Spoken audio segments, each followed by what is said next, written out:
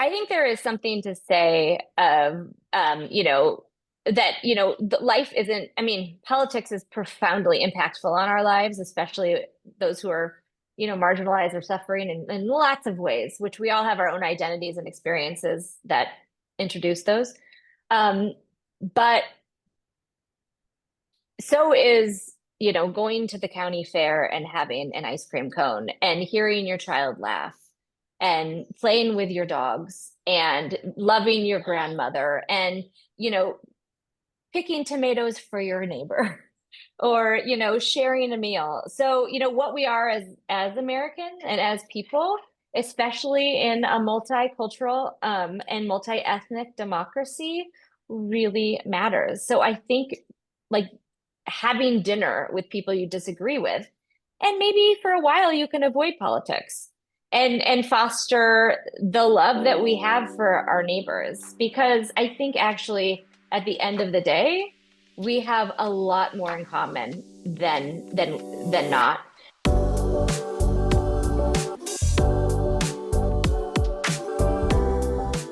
Emily, welcome to the Book Thinkers Life Changing Books podcast. Today we're going to talk about your book, Unmasked, and this is going to be a little bit of a different conversation. Book Thinkers doesn't typically cover books like yours, but I have really enjoyed my experience with Unmasked so far. You've challenged a lot of my beliefs and helped me rethink a lot of things in a deeper and more meaningful way. And so, my first question for you is what is anthropology and how did you get into it? Anthropology is the study of being human. It's, answering the big questions of who we are in the world and what we're doing here. I didn't mean to become an anthropologist. I thought I was going to be a doctor because in my family, you can only be a doctor or a farmer. That's all I thought I was allowed to do. But I stumbled into it in studying public health, and I found it as an opportunity and way of thinking about how we live in the world and how we live healthy lives in a very deep way that I didn't know about before. So I ended up falling down that rabbit hole. When I was in college, I took an anthropology class actually, and we spent a lot of time in the deep past, I would say, or I guess a little bit in the recent past, but not so much in the present. And so you study, at this intersection of like public health and anthropology, events like COVID, which happened only a couple of years ago. And so, where did the idea for the book come from? I did not ever mean to write this book. At the time, a lot of my work, I had, just kind of published this book called Rethinking Diabetes, which was a culmination of, a decade and a half of research in Chicago and Delhi and Nairobi and Johannesburg, where I'd lived and spent a lot of time doing research. And it was looking at how people experience chronic illness in really profoundly different ways based on context, ways of thinking, and also poverty and health systems. So, so much of my work has looked at how social and health conditions interact and travel together in populations and bodies, all this squishy gray areas of how we live in the world. And I was kind of starting, actually launching or had launched the study in Soweto, South Africa, where I was and where I've been an honorary faculty member for about a decade when COVID struck. But we had to kind of halt everything, and everything was up in the air. And I had two very small children at the time, 4 and 6, during that first year.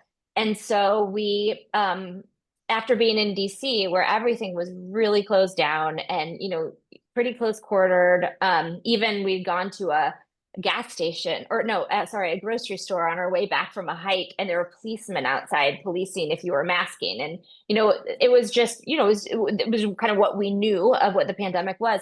And so we felt pretty isolated, so we wanted to be with families. So we packed up our kids and drove in 20 straight hours west to Iowa to be with my family.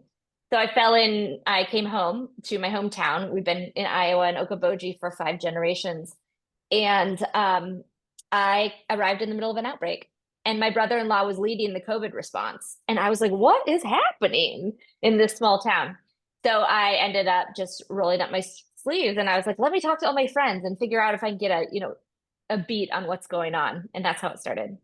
Yeah, I think you said in the book the term was like deep hanging out or something like that. What is the term when you fully immerse yourself in a culture? Well, as anthropologists, we call it ethnography. We like to joke that it's kind of like deep hanging out because often people are like, "What is ethnography?" And it's like really understanding the methods and rhythms of everyday life and how you come to know what you know and how you live and how you are. And so, yeah, deep hanging out is a good way to say. So you arrive in Okoboji right as the pandemic is really kicking off, and you decide to start interviewing people. I think you said you sent Facebook messages and you started Mhm. questioning like friends that you grew up with or local business people. And then, Mhm. like you said, your brother-in-law was really kind of leading the response. And so you spent a Mhm. lot of time talking with him. What surprised you about the difference between DC and how things were handled in DC, which is mostly a liberal area politically, Mhm. versus Mhm. Okoboji, and I think you said it was about two-thirds conservative. Yeah. Well, it's not just that DC is a liberal area. It's that like one of my best friends at work led the founding of the global health security movement in the government and teaches global health security and diplomacy in my school in my program because I teach in a school of international affairs, the School of Foreign Service at Georgetown University, and I teach global health politics. So this is really my everyday life. So, when the pandemic struck, I was just thinking about all of the international pandemic treaties and how people have responded to pandemics in the past and my understanding of what would happen. Like actually the quarantines were not surprising. The masking was not surprising. We've been doing these things for, over a century. It certainly happened in the great influenza pandemic of 1918. And in fact, they had a county-wide quarantine in Okoboji during that during that time. So yeah, so that way of thinking and how I came to think of it and how I was thinking about it with my colleagues and my students was just really different when I got to my hometown. And I think I was shocked at first, in part because since the pandemic had started, the seriousness of it was never really questioned in my sphere. I knew it was happening broadly, but then it came into my immediate sphere when I got, to my hometown, to my family, in just a way that was very interesting. I'm an anthropologist. I wasn't, angry or judgmental. I was just like, what is happening? What are people thinking? Why, who's making these decisions? Because a lot of people who are very conservative were very concerned, in staying home. So I didn't really think about it although there was performative politics, I wasn't thinking about it as a profoundly political issue in people's everyday lives because it's so easy to say this is political. But, really, I found that people were very much dealing with their own personal stories and struggles in very real ways. So that was interesting. Yeah, you're right. And I asked a question that I think was overly simple. And what I found, and one of the things that I loved about Unmasked, am loving about Unmasked, is that this event, this pandemic experience, is infinitely complex. There are Hmm. so many layers to this. I mean, you talk about public policy and local business and the certain rules that were being broken and you know the fine line. There were so many different feelings that people had to balance at the same time. You had desire to this desire for individuality and to break rules and rebel against the government sometimes in Hmm. policy, and then you're balancing that against shame at the same time. And Hmm. so it is infinitely complex. It's not just that the left wore masks and the right didn't. It's Yeah. there's a thousand different variables, and by fully immersing yourself into a community that I think was split in a lot of ways, there were a lot of battles going on. It seems like you were able to capture a really interesting perspective. Yeah. Yeah, and we have talked a little bit together about this concept of shame, which if you think about in public health or in medicine or in really anything that is regulated, right? There are, government restrictions and rules in all things, in many things. But there's also ways in which societies have through time managed each other's behavior through Mm. shame, right? you present a certain way, you make families a certain way because some people think one thing is acceptable or another. You eat a certain way because it's normative and expected. And one of the ways in which humans have for a really long time managed those behaviors and those expectations and ideas of right and wrong are the concept of shame. And, in this case, I think it was pretty profound to see how people, especially, were kind of policing each other. And this was not in one place or another; it was everywhere. So, I mean, I write in the book about how in Okoboji, I was shamed for wearing a mask, or actually when I was in a restaurant in rural Montana with my kids. My husband's family is from Montana, and I was shamed for masking. And then when I was running on a trail, I was in DC, I was shamed for not masking. And that just really struck a chord for me. People just feel so vulnerable and so out of control and frustrated that they need to police others. And that says something just more about our cultural tension and moment, I think, than anything. Yeah, and I mean, I guess I'll share as a preface for what I'm about to say, and I don't mind looking silly today, that we're 350 episodes into this podcast, and most of the authors that I have the chance to interview have written about some type of business or personal development subject, of which I Mhm. consider myself a subject matter expert, and I can have pretty confident opinions or rebuttals or statements, facts. But on this subject, anthropology and specifically COVID, the world of politics, social Mhm. issues, I am not an expert. And so I'm going to sound a little funny maybe with some of my questions, and also I don't mind that. But like my immediate response on the shame thing is I think of human evolution.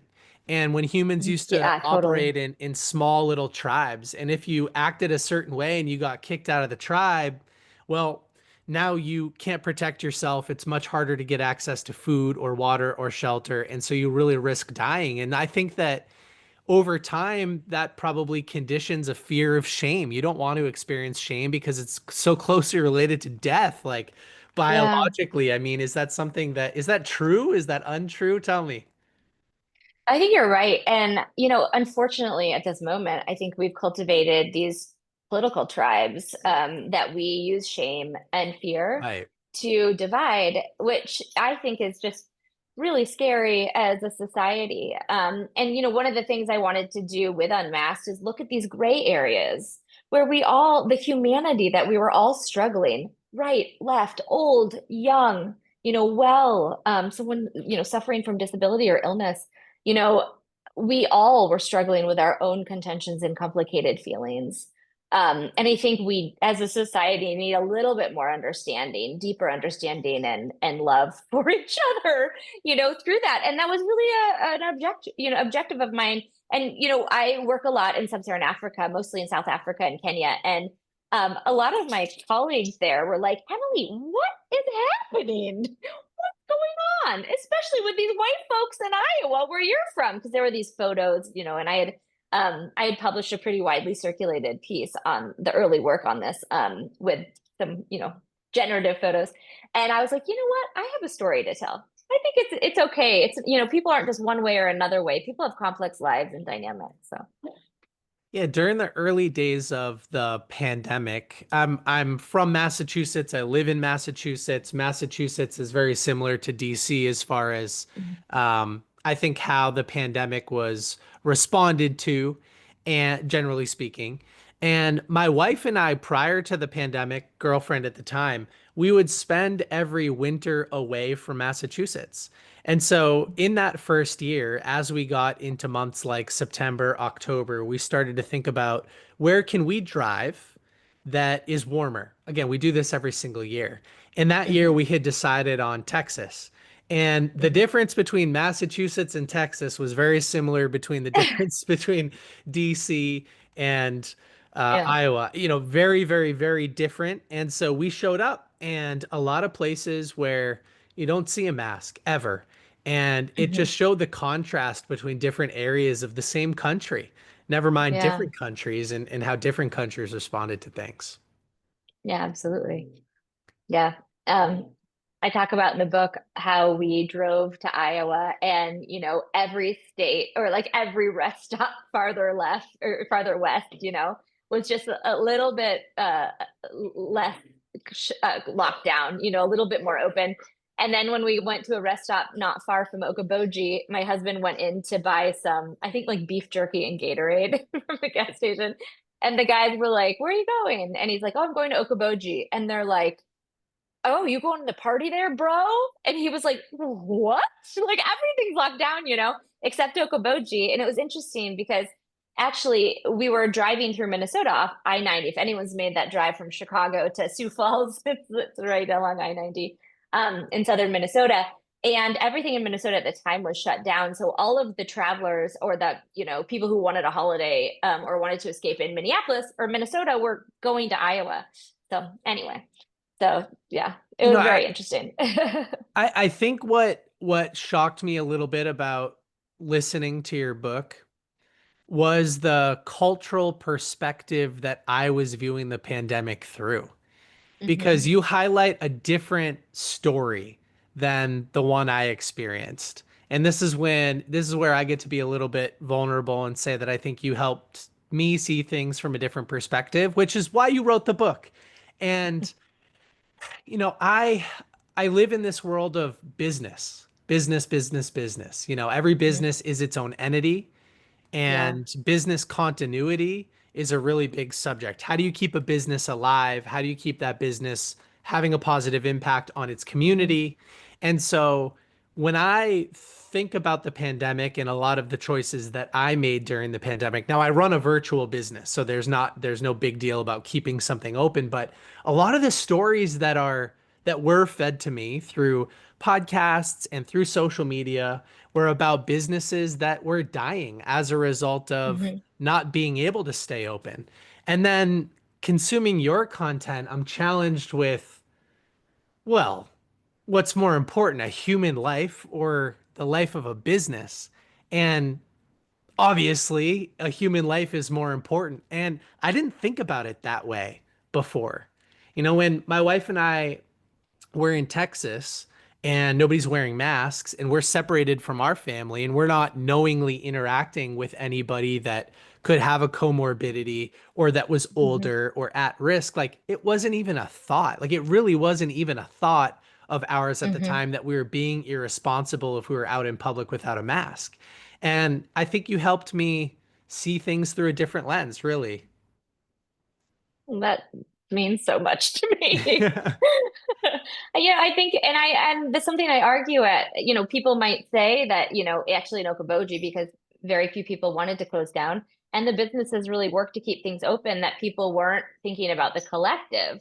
But it really depends on how you thought about the collective. And so I think your comment is so apt. Like the idea in Okoboji was the 100 days of summer. People kept saying, but we just have the 100 days of summer, and people don't eat if they don't have if they don't work during the 100 days of Right, summer, right. which is a real extraordinary challenge. And it was really scary for a lot of people. And so they perceived that they were committed to the collective. And by prioritizing the financial livelihoods was a collective move. And of course, if you think about it through a health lens, especially because of the um, long-term consequences of infection during that year, people see it through a different way, that it wasn't a collective move because you weren't protecting the most vulnerable. And the bread and butter of public health itself is about protecting the collective. I mean, that's the whole idea of government, is protecting the vulnerable. So I do think that's one of the reasons why public health has become under attack, is because people think about protecting the collective as in very, very different ways, and give it different meaning. And I honestly just think we need a bigger conversation about what that is and who we are. Yeah, and I think and this is where you're talking about the gray area. Like both can exist at the same time. Those Yes. 3 months, those 100 days of summer determine the financial livelihood of so many families in the area for the rest of the year. And for them, in our own little individual worlds, that's everything, especially a family business. that's been operating for multi generations, and now you could lose everything Yeah. if you choose not to stay open. And at the same time, you're risking like a permanent illness or killing somebody. Hmm. And both of those can exist at the same time. Yeah. And we live in Yeah. a country where, sometimes you get to make that choice. And I think that depending on the cultural lens through which you're viewing it, you might make a choice that you end up regretting later or not. And Hmm. I just it's imperfect and it's complex. And I think you did a really good job in the book at balancing the different perspectives. Thank you so much. I mean, there's always middle ground, and I think more middle ground could have been found during that time. But I do feel people really dug in their heels because of fear. I mean, fear is a huge plays a fundamental role, I feel, in community suffering or illness itself, because people want to protect those they love. And that's a huge was a huge part of, I think, businesses moving to stay open too, is because they thought they were protecting those people they needed to. So Yeah, you said something in the book which I would agree with, and that's that unfortunately, a lot of times the most radical voices are the ones that are heard the most, and that there are a lot of people sitting in that middle ground trying to find middle ground, and that's the common logical approach to the situation, but sometimes it doesn't have as much emotional pizzazz or wow. And so, I mean, we see it with politics, which is a big piece of what happened, and we could talk about public policy and health policy related to politics, but uh, we're hearing on the news and on social media from people that have the most extreme opinions on both ends of the spectrum. And like you said, they're deploying shame not only to keep those on their side with them, but to keep others feeling guilty for their mhm. takes. And it's just, I mean, social media. What does an anthropologist think about social media and how it plays a role in dividing people? Well, you know what I found with Unmasked, and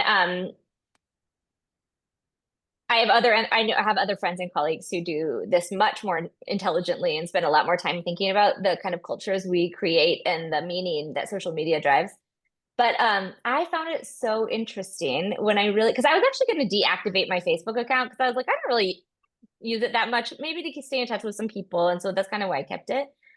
But then during the pandemic, I was like, oh, there's a whole subculture here in Okoboji, in the whole area where people were like having discussions, that there would be like subplots of conversations that were actually referring to things that happened online in the community. That was just like part of it. So I feel like, especially in small communities, maybe in small neighborhoods in cities, but definitely in rural areas where the kind of cohesion and social norms and experiences in small towns are different, right? We know that. That's it's very interesting and meaningful for sure. But I also find these Facebook communities, or maybe like social dimensions or undercurrents, to be fascinating. Sometimes good, sometimes not so good. But there are ways in which people defended their neighbors, or shamed their neighbors, or supported each other, or got them the medical care they need. I know now this is in Okoboji, but when there was that really big wave of infections in India, I know a ton of my friends, especially my friends who are Indian or Indian American and had family there. I mean, dropped everything and spent, months trying to get care for their beloveds. And I think um, that is the utility of social media. It's connecting us. And sometimes there's harm for sure. And sometimes it can be really useful. So Hmm. Yeah, you you in the book I remember I think let's see. I'll try to recall it, but it was something like the local town resources were getting calls from all sorts of people with dramatic opinions, like, oh, I saw Karen cough on my tomato or something. Maybe that was an example that was being used. Yeah, the people that cared and wanted to maintain health for their loved ones, I think, it's important to take action sometimes. And a mhm. lot of that's detailed inside of the book. And I think you took a lot of action as well. So as you started to observe a lot of this happening outside of starting to share some of these stories online? What actions did you take that you saw were important in your local community? In Okoboji or in Yeah, my in community in Okoboji. DC? In Okoboji. Yeah. So I mean, so what I started doing when I arrived in the middle of an outbreak, I just started interviewing everyone. So I was texting all my friends from high school. I think a lot of my friends from high school, and at the time I'm 43. So at the time I was in my late 30s. And so all of my friends had these more prominent different positions in the community. Like one person ran a child's nursery. Another, had a realty business. Someone was on the school board. Someone was, in the board of commerce. So, there were just people all over. There was a police person, someone was a security guard. I just had people from all swaths of life just connected. And I just reached out to them because I had a pretty good relationship with most people in my class because you grow up with them from kindergarten through, through high school. And, I felt that maybe it was, because of my age too, and where all of my friends were, or classmates were, that really opened up the opportunity to speak to a very diverse group of people in the community, at least thinking of class and gender. Um, yeah, so I just started, finding, texting or messaging everyone I knew. And most people talked to me. It was amazing. And then, we like to call in anthropology, we call this type of research a snowball sampling. So when you talk to someone and you're like, hey, do you have any friends or anyone else who would be interested in talking to me about their experience? And then they introduce you to someone else and they introduce you to someone else. And that kind of opens up a lot of doors. I mean, I interviewed hundreds of people informally in over 100 interviews. So it was remarkable. And honestly, at the beginning, I just wanted to understand what was happening and help Zach, my brother-in-law, help the community. And then and then I just couldn't stop thinking about it and had to write a book about it. But it was just so fascinating. What happens when you're in an interview and somebody is sharing an opinion that you just flat out disagree with or you think is wrong, or they're quoting stats that are made up and they heard on a podcast? Like, how do you handle those types of situations? Um, well, I mean, this isn't my first rodeo, so I've done a lot of sensitive interviewing in my career, and I've spent a lot of time listening to people with really severe stories of trauma, from rape and domestic violence to losing limbs to really terrible things. And I think that I've developed a sensitivity to just respect people's story and their perspective in a deep way, and to honor where they're coming from without judgment. Having a conversation with someone is is an honor, and a privilege. So really hearing someone and not disagreeing with them because that's not my role. My role is to understand their perspective. So I feel pretty comfortable doing that. I actually really love it. It's so interesting, And my favorite response is, "Oh," I always tell my students, the best follow up is, "Oh, tell me more," or "Can you tell Hmm. me a little more about that?" Or just the silent.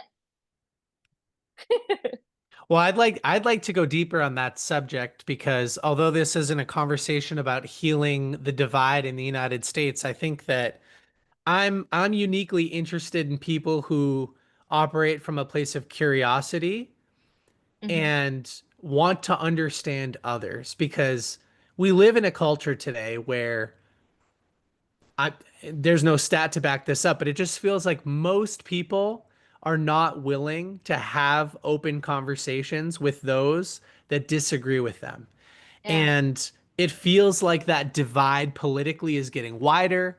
And it yeah. feels like you just can't sit down and have a conversation with somebody else where you ask them, hey, Emily, how did you get to that opinion? Because I don't share the Mhm. same belief system that you do, but I want to understand how you came to yours. It just, Yeah. I mean, it sounds like you've developed that skill set. Was that something you already had? Was it something you always had, or did it develop over time?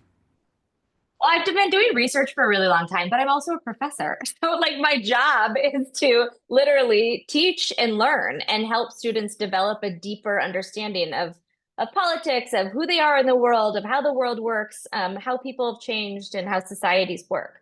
So I feel like that is just kind of my everyday, possibly. Um, but yeah, I'm also just very interested. I've always been. I like to joke that I'm a great anthropologist because I'm incredibly nosy. I'm like, what? Why do you think that? Tell me more. I've always just wanted to know, what's going on and why people think why they think.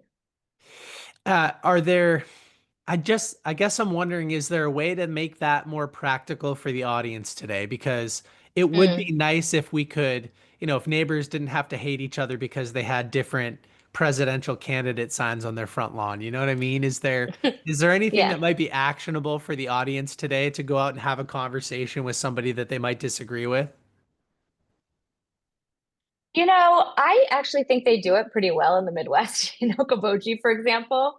My book is actually banned here. No one can sell it, apparently, because no one will sell it and or talk about it. But people treat me very like I've actually been really interested in how I would be received after this book, and people just go like, "Oh, the book," and then they move on, and they're actually very kind to me. So I think there is something to say of, that, life isn't, I mean, politics is profoundly impactful on our lives, especially those who are, marginalized or suffering in lots of ways, which we all have our own identities and experiences that introduce those. Um, but so is, going to the county fair and having an ice cream cone and hearing your child laugh and playing with your dogs and loving your grandmother and, you know, picking tomatoes for your neighbor or, sharing a meal. So, what we are as Americans and as people, especially in a multicultural and multi-ethnic democracy, really matters. So I think like having dinner with people you disagree with, and maybe for a while you can avoid politics and foster the love that we have for our neighbors, because I think actually at the end of the day we have a lot more in common than not, and that our social media, the television, tries to divide us in ways that are making us sick. They're really harming our minds and our bodies and our communities. So, really looking beyond that and re-sewing the fabric of what makes America and Americans great is truly essential. So Yeah, there's a funny quote that gets tossed around sometimes that says the average Republican and the average Democrat have more in common with each other than they do the people that represent them. And you're maybe a little more closely related to the people that represent us than I am. I don't get to interact with policymakers or people in the political world very often, so that probably isn't true. I do think it's okay to have an opinion. I think you have an opinion. I haven't like fully immersed myself in politics in a long time, and I would say I'm like somewhere right in the middle, whatever that means. I have a lot of beliefs that you would call liberal, and I think I have a lot of beliefs that you would call conservative, and I'm somewhere like there's this mixed bag. And usually that's not considered okay, but thankfully I interact with a lot of people that come from a place of curiosity and don't say, hey, you have to be everything on this side or everything on that side. But you're right. Just whether it's having a conversation with somebody at the dinner table and avoiding it, or maybe starting to talk about it a little bit and operate from a place of curiosity, like that's how that divide starts to heal a little bit. Maybe a little bit less social media for everybody too. yeah, take a little, how people do dry January. Maybe it should be alcohol and social media. Take a break. Yeah, or have some alcohol to open up the conversations, but get rid of the Yeah. social media so they're not so Yeah. emotionally driven. Yeah. Yeah. Um, Talk to us a little bit about the long-term effects of what happened in Okoboji. I haven't made it to the final third of the book yet, but you talk a little bit about the school board and some decisions that were made. So could you talk us through what happened? Yeah. So my brother-in-law was meant to speak to the school board because there was a discussion of would they have students mask in school just that first year going back in August of 2020. And he was really worried. The numbers of cases had increased and the hospital was pretty maxed out. And there was some dissonance in the community. So he went to speak and he asked to speak. And so I went to support him. And you know, I don't know if it's just the researcher in me, but I was like, can I record this? And apparently the rules in Iowa are if one other person publicly says you can record in a public hearing or space, you can. So I just recorded the meeting and it was much more interesting than I thought. I mean, it was just so interesting because um public school boards around the country reveal so much about where we are as a nation because they're the deliberations, they're the deep deliberations of the people, right? They're Hmm. fascinating and meaningful conversations. So I was just struck by some of the language used and the way people communicated. And it just so happened that I was writing a piece for Vox at the same moment. And so I wrote a little bit about the school board meeting. And then my piece for Vox came out. So the meeting was Monday. My piece came out Saturday morning.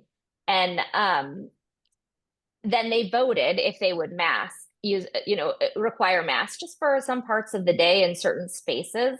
And it was pretty clear after that Monday meeting that they would not vote positively for masking. And then after the article came out, there was a huge kind of response. In fact, it's the most retweeted or distributed piece I've ever written, which I think is because my friend David Thorson, an incredible photographer, had some pretty impressive photos. That's why I think it was shared so much.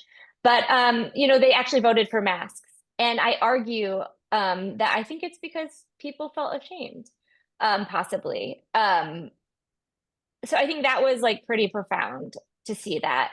The school board itself, actually, I do think that there are some kind of extreme views in the community. They actually voted to arm 10 teachers or 10 school staff about, I don't know if it was 6 months ago or a year ago. And then they ended up not moving forward with that because of some insurance situations. So I think that sometimes leadership, like there's two schools in this community. One has kind of a right-wing leader and one has a very much more moderate kind of middle ground leader.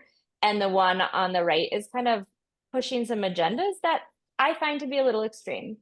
And so that's been just very interesting to see. And I'm curious, where are these ideas coming from? And people feel very divided and it's cultivating more division in the community. So I feel sad and worried about that actually for my community. But you know, it is very interesting to see two different cases with different types of leadership. So that was very, very interesting to observe. And I think that some of those politics are continuing to play out. So we don't, you know, I think some of these feelings and these kind of sentiments and frames are still going on. So Do you think there will be an Unmasked part two, a no. deeper dive later on, 5 years later, anything like that? No, I think maybe I've exhausted my family's openness for me to write about my community. Yeah, I don't think so. But I do have another book coming out. It's called Invisible Illness, A History from Hysteria to Long COVID, and it's coming out in January. And it was just like this wonderfully rejuvenating experience. I got a Guggenheim Fellowship and I was able to spend a year. Actually did a lot of pottery and yoga and hanging out with my kids. And I spoke with a lot of incredible people, from policymakers to people who'd been living with a complex chronic condition, including long COVID or many other conditions I talk about in the book for decades. So I learned so much from these incredible people. And it's a really important reminder that, you know, actually for some people, they're still quite debilitated from the first 2 years of the pandemic. So it's still a serious matter, and also memory. Yeah, yeah. The decisions that you make in the present moment might impact you or the people around you for the rest of your life. And I do think that's an important reminder. Yeah, for sure. Yeah. And it was a really hard time thinking back, for a lot of us for different reasons. And um Also thinking about parenting during that time, having such small children and just worrying about their little hearts and minds all the time. Like even thinking back, like I think our school stayed closed for too long. My sister's school in Okoboji was open. It's Spirit Lake schools where they were. They opened up and they had these mask protocols in place, and I think their kids had a lot better experience than the kids in the DC area that were, out of school for another year. I think it really affected them, and including kids' ability to progress. So I think that was something that was really frustrating. I think at least by November, December, everyone was like, "Why are they not opening the schools? We can do this."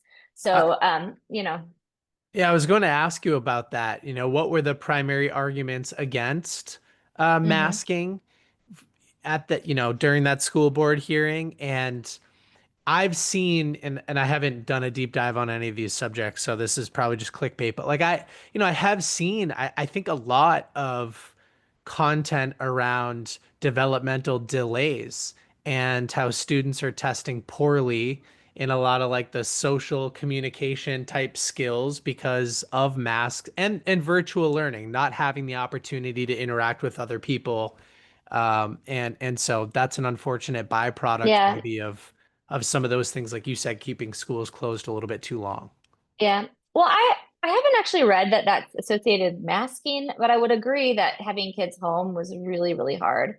Um, and it was hard for parents, it was hard for children. And a lot of kids, especially um, kids in families maybe doing shift work, frontline workers, and lower income families, the kids were taking care of their siblings. They weren't even able to focus on school. So it wasn't just like not having the technology, but it was really the labor that they needed to care for each other and get through it. So, and I think so much about just about hunger. I mean, what the schools were doing were trying to feed kids who, really needed the food, needed reliable lunches. That's one of the reasons why school is so important for so many kids around the country. Yeah. Just to ensure they get two reliable meals a day. So that was a really tough time. Yeah. Yeah, I have a brother and a sister-in-law. They are both teachers, and so it was really interesting to hear through their experience, each Hmm. week when we had a family dinner, for instance, what they were going through, especially during the Yeah. period of time when everything was virtual. I guess last kind of series of questions before we wrap this up today, Emily. I'm curious, one of my questions coming into today was, have any of your opinions changed as you reflect on this experience or as you read back through your own book? Opinions might be the wrong word. Perspectives, has anything updated? I'd love to hear what you think of the book now that it's an artifact in time. Um, I was a little surprised because a very few anthropologists have written about that time. And I think most people would say that this is not a traditional ethnography. It's more of a heart and mind dump, a story of what happened.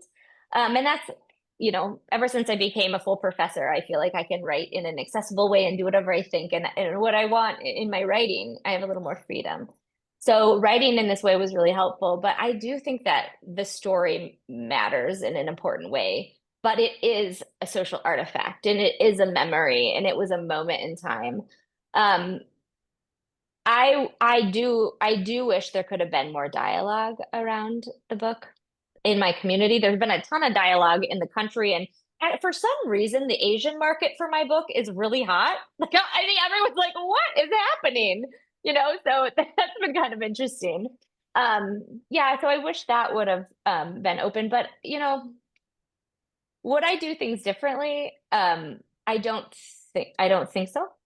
Um, but I I think the main thing that changed was, and I was feeling this during the time, was really just kind of about keeping schools open. But I think that it's really the most kind of challenging or disappointing thing at this current moment is how public health itself is becoming weaponized. And it makes me really sad because the whole idea of public health is really caring for each other. And I think that in one way or another, it's just lost its depth and meaning in this cultural moment. So I'm just very curious and a little bit worried about what's going to happen with this, very crucial element and role in our society of protecting people. And this is coming from a place of ignorance, but when you say public health, it's things like pandemic prevention and Mhm. protocols and okay. Because I do feel Not like only, not only, like also child well visits as public health, vaccinations, which have become very, very contentious, is public health. When you weigh a baby and you make sure the child is following their growth um, progression and identifying malnutrition, that is public health. When you ensure that kids have food in their bellies, that is public health. Ensuring kids are getting to school on time and have a safe place to live, that is public health.